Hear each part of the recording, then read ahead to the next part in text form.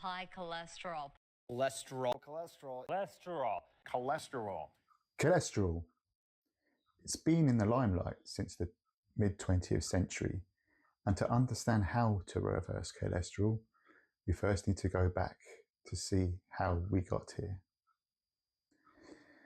In 1955, something happened that pushed the search for why heart disease was on the rise.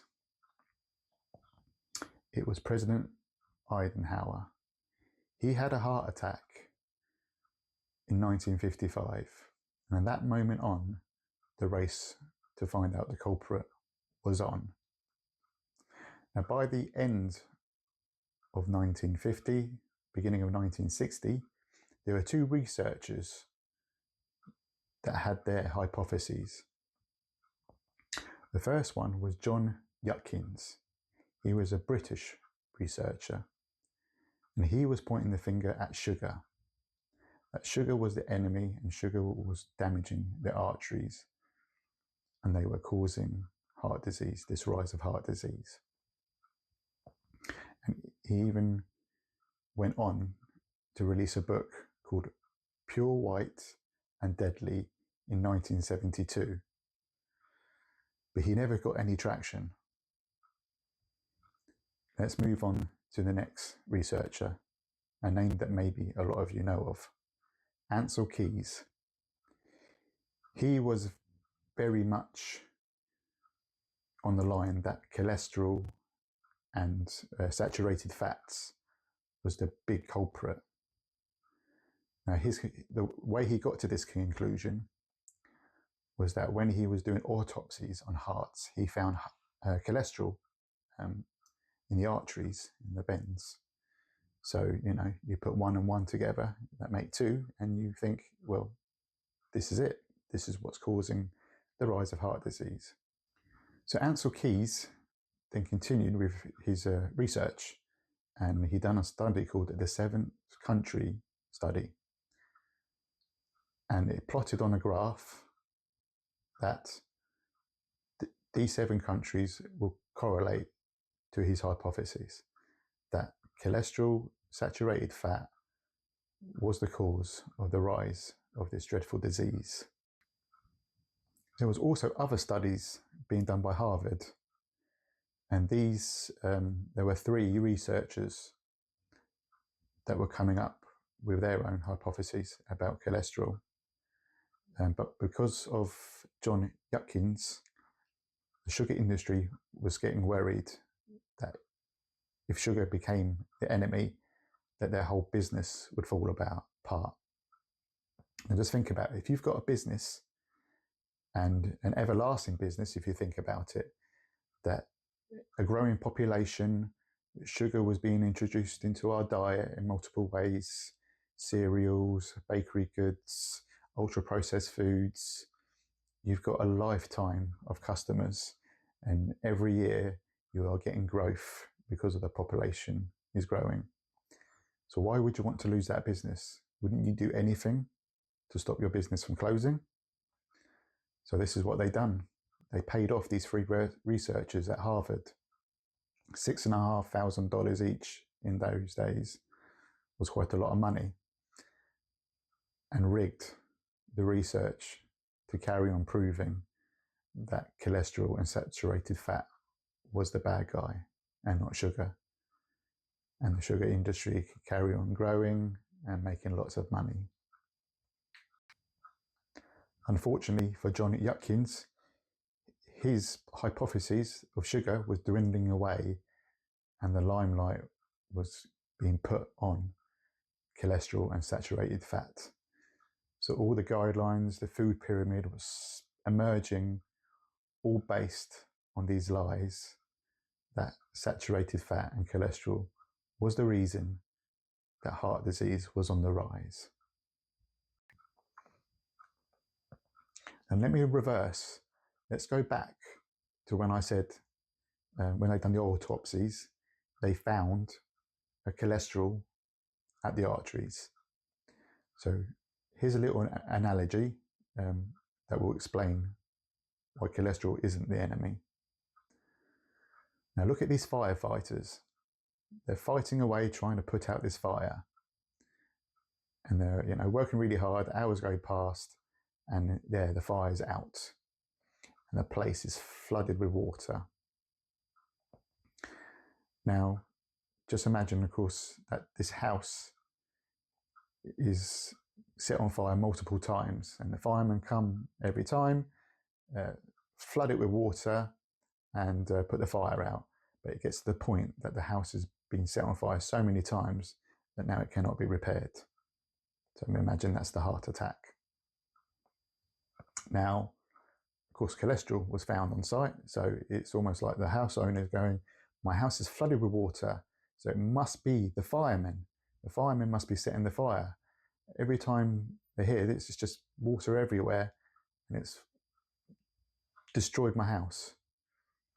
Well, no, that's not the case. The firemen were there to stop the house from damaging more. They were there to fix the problem. And this is what cholesterol is doing. Cholesterol is going in there to fix the damage that something else is being caused.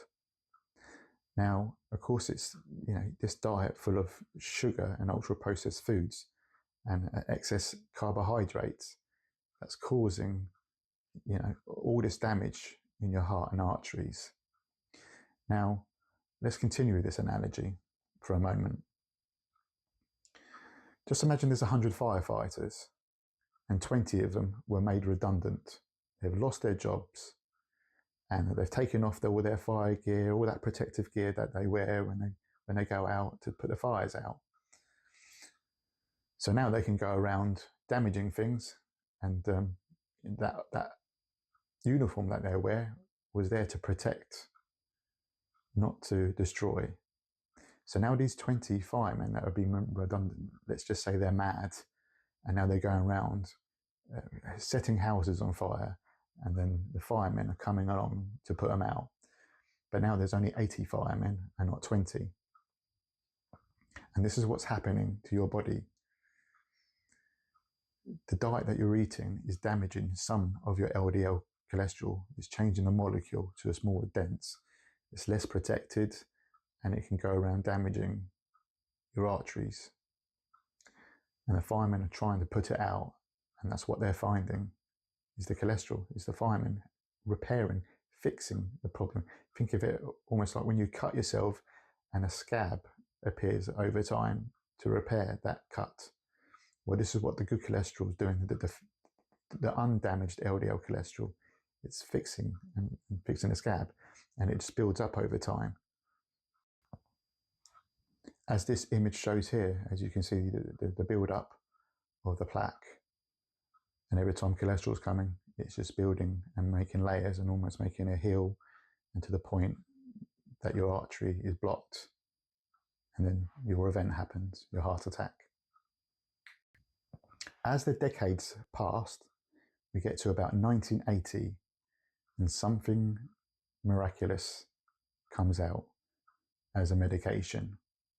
It's about the blockbuster cholesterol drugs called statins. Doctors say they work wonders to prevent heart disease. That's right, the statin. The statin was introduced in the 1980s. It was there to help combat heart disease. Your savior is here! And to be honest, around 8-9 year window, the rate of heart disease did plateau, and then it carried on going up, and it keeps going up today.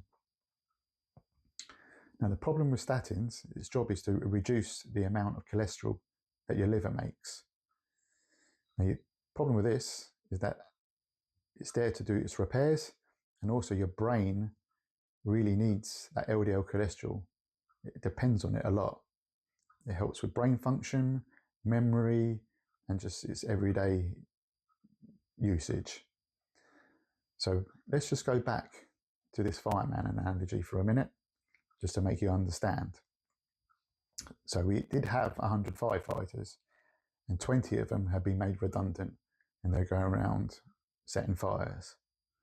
But now you're taking a statin because it's you're being told that it's going to reduce your risk of heart disease. So now imagine that 30 of those firefighters have now died, and you're left with 50 firefighters where you had 80.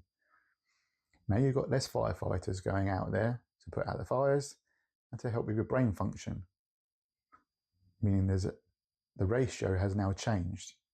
You're now having slightly more these redundant cholesterols going around causing issues, and not as many of the still working LDL cholesterols doing its job. So the theory, of course, is that it's lowering your risk of heart disease, but actually you're increasing your risk of a heart disease because the ratios completely change.